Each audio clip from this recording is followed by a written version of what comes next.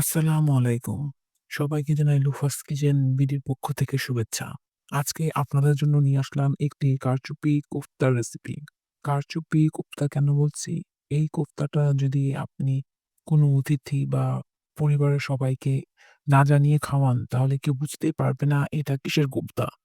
কোফতাটা এত ক্রাঞ্চি এবং ক্রিসপি হয়েছে, শব্দটা না শুনলে বুঝতে পারবেন না।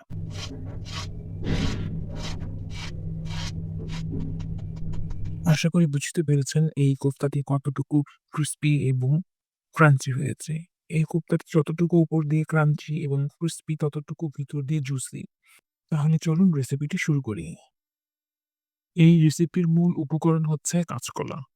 এখানে আমি বড় সাইজের ৩ টি কাঁচকলা ভালোভাবে ধুয়ে সিদ্ধ করে ভালোভাবে চটকিয়ে নিয়েছি।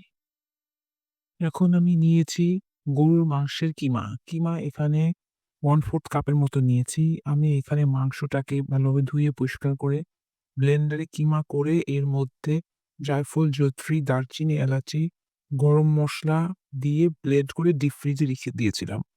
এখন আমি একটি মিক্সিং বোলে 1/2 কাপের মতো পেঁয়াজ কুচি নিয়েছি। আমি এখানে পেঁয়াজটা কুচি করে নিয়েছি। যারা কাবাবের মধ্যে পেঁয়াজটা মিহি পছন্দ করেন তারা একটু ব্লেন্ডারে পেস্ট করে নেবেন। হালকা একটু ব্লেন্ড করে নিলেই হবে। এরপরে দিচ্ছি কাঁচামরিচ কুচি। এখানে আমি প্রায় ৬-৭ টার মতো নিয়েছি। যারা ঝাল বেশি খেতে পছন্দ করেন, তারা চাইলে মরিচের পরিমাণটা আরো বাড়িয়ে নিতে পারেন বা আপনারা চাইলে কমিয়েও নিতে পারেন। আর এখানে কিছুটা ধনেপাতা কুচি দিয়ে দিলাম। ধনেপাতা কুচি প্রায় এখানে ১ টেবিল চামচের মতো আছে। এরপরে দিচ্ছি ১ চা চামচের মতো লবণ। লবণটা আপনারা আপনাদের স্বাদ মতো দিয়ে দিবেন। এখন আমি এগুলোকে হাত দিয়ে একটু মাখিয়ে নিব।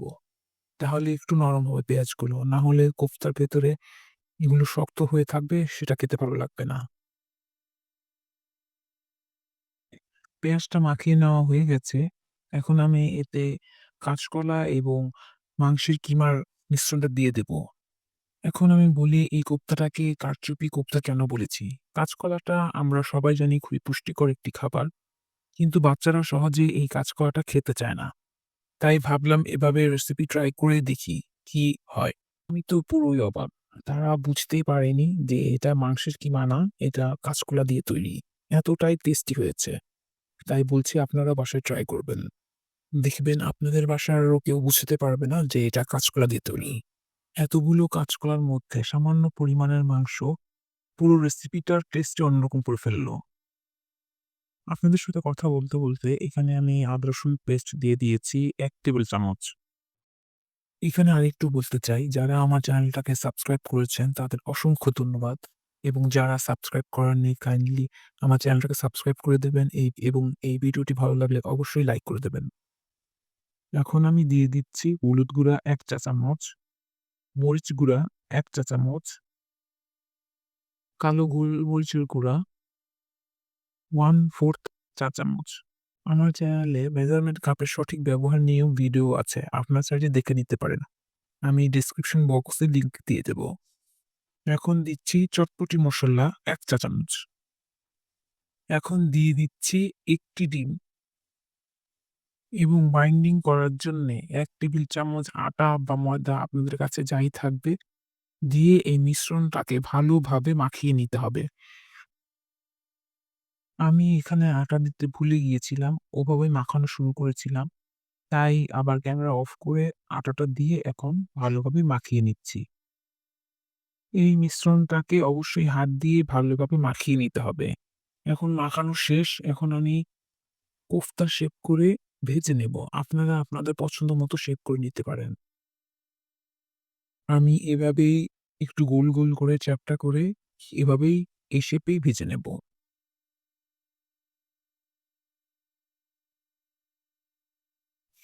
এই যে দেখুন আমার সবগুলো কোফতা শেপ দেওয়া হয়ে গেছে। এখন আমি এটাকে ডিপ ফ্রিজে ১০ মিনিটের জন্য রেখে দেব। এতে করে এই কোফতাগুলো একটু শক্ত হয়ে যাবে, তখন ভাজতে সুবিধে হবে। আপনাদের কাছে সময় থাকলে একটু ফ্রিজে রেখে দিবেন, তাহলে দেখবেন ভাজার সময় একদম নরম লাগবে না, সুন্দর এই শেপেই থাকবে। আর যদি আপনারা এভাবে ভেজে ফেলেন তাতেও সমস্যা নেই। এখন আমি কোফতাগুলোকে ভাজতে চলে আসলাম। এখানে আমি একটি ফ্রাই প্যান বসিয়ে দিয়েছি ইলেকট্রিক চুলায়। এখন এখানে পর্যাপ্ত পরিমাণের তেল দিয়ে দিচ্ছি। তেলটা এখানে একটু বেশি লাগবে। কারণ কোফতাগুলো একটু বেশি তেলে ভাজতে হবে। একদম ডুবো তেল না দিলেও চলবে। তেলটাকে অবশ্যই বেশি হিট করে নিতে হবে। এই কোফতাগুলোকে মিডিয়াম আঁচে ভাজতে হবে। খুব বেশি হাইও না, আবার একদম লোতেও না। যদি চুলার হিট হাইতে দিয়ে ভাজেন তাহলে দেখা যাবে উপরের অংশটা বেশি লাল হয়ে যাবে এবং ভেতর দিয়ে নরম রয়ে যাবে, কাঁচা রয়ে যাবে। যেহেতু এখানে মাংস আছে। আবার যদি লো ফ্লেমে ভাজেন তাহলে এই কোফতাগুলো অনেক বেশি পরিমাণে তেল শুষে নেবে, তখন খেতে ভালো লাগবে না। তেলটা এখানে পরিমাণ মতো গরম হয়ে গেছে। এখন আমি এতে একটা, একটা করে কোফতাগুলো দিয়ে দিব। ডিপ ফ্রিজে রাখার কারণে কোফতার শেপগুলো নষ্ট হয়নি। আমার সময় কম ছিল তাই আমি ১০ মিনিট ডিপ ফ্রিজে রেখেছি। আপনাদের কাছে সময় থাকলে আপনারা নরমাল ফ্রিজেও ০.৫ ঘন্টা রেখে নিতে পারেন। এখন আমি এই কোফতাগুলোকে এক পাশ গোল্ডেন ব্রাউন করে ভেজে নেব। ভেজে নিয়ে উল্টে দেব। কোফতাগুলো একপাশে ভাজা হয়ে গেছে। এখন আমি এগুলোকে উল্টে দিব। কোফতাগুলো খেয়াল করবেন এক পাশ গোল্ডেন কালার হয়ে গেছে। এখন উল্টো দিয়ে ওই পিঠটাকেও আমি গোল্ডেন কালারের মতো করে ভেজে নেব। কোফতাগুলো এভাবে ভাজলেই সুন্দর হয়। তাহলে উপর দিয়ে ক্রিসপি ক্রাঞ্চি ভাব হয় এবং ভেতর দিয়ে জুসি ভাব হয়, যেটা খেতে খুবই ভালো লাগে। আর এর থেকে বেশি কড়া করে ভাজলে তখন সেটা শক্ত হয়ে যায়, সেটা খেতে ভালো লাগে না।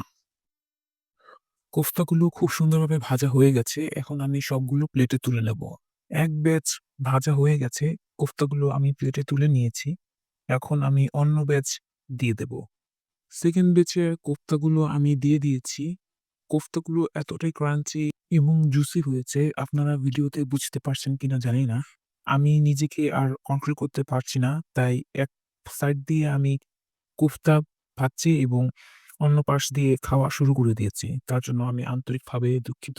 আপনাদের না দিয়েই আমি আপনাদের সামনেই খেয়ে ফেলছি। এরকম গরম, গরম ধোঁয়া ওঠা ক্রিসপি জুসি কোফতা দেখে কারো কি লোভ সামলানো যায়? আমিও পারিনি। তার জন্য আবারও দুঃখিত। সম্পূর্ণ কোপ্তাগুলো ভাজা হয়ে গেছে। এখন আমি সম্পূর্ণটাই প্লেটে তুলে নিচ্ছি।